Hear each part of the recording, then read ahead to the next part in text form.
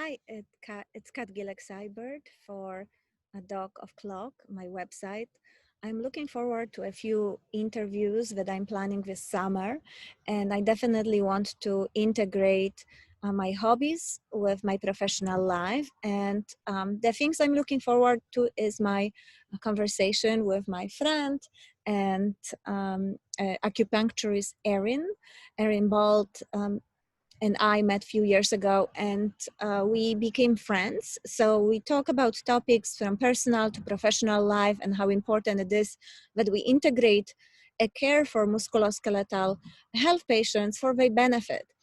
So this is one conversation I'm looking for. I'm also going to talk to the artist, painter, and dressmaker, Rebecca. Rebecca has a beautiful store, Rebecca Jean in Chatham on Cape Cod, Massachusetts. She's a wonderful person with a beautiful eye for a very nice, breezy design. But I want to talk to her about not only art, not only dresses, but also painting, what inspires her, how she takes care of her health. And those are the two things. But otherwise, I want to enjoy my summer. I'm gardening a lot.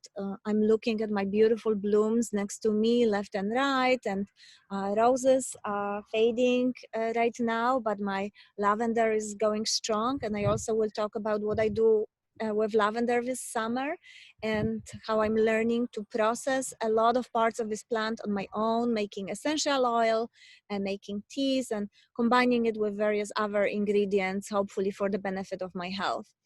This summer, I also am reading the book about aging better, and it is some topic that we may not be always open to talk openly about or freely, or there are always some hesitation or reservation about it, but it is what it is, and I want to go to the next stages of my life with grace.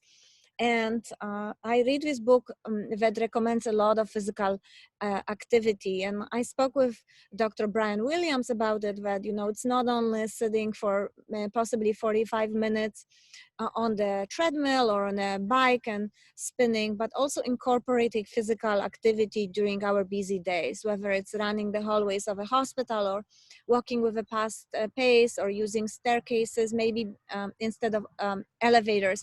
This also inspired me to look at physical activity and fitness at a little bit different angle.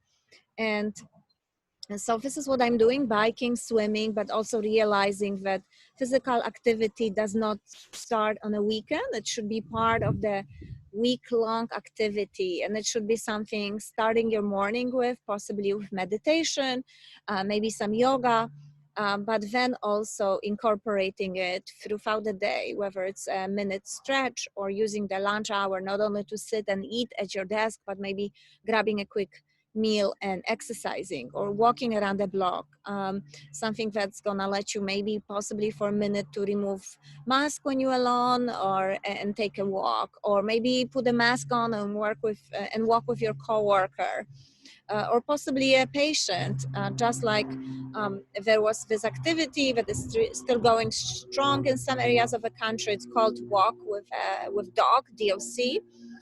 You can also walk with your dog, DOG. That's very healthy, because this is something that you can incorporate in your life on a steady level. You need to walk your animal out of the house, but walk with dog, DOC, again, this is very popular. So whether you walk alone, walk with your colleague, walk with your doctor, or do it on your own, this is all important. And this is how I want my summer to go: active, busy, looking at what's ahead of us, having a perspective on this very difficult time, but also talking to very, very curious, very interesting people that help me improve who I am. And I will happily share these interviews here on my website.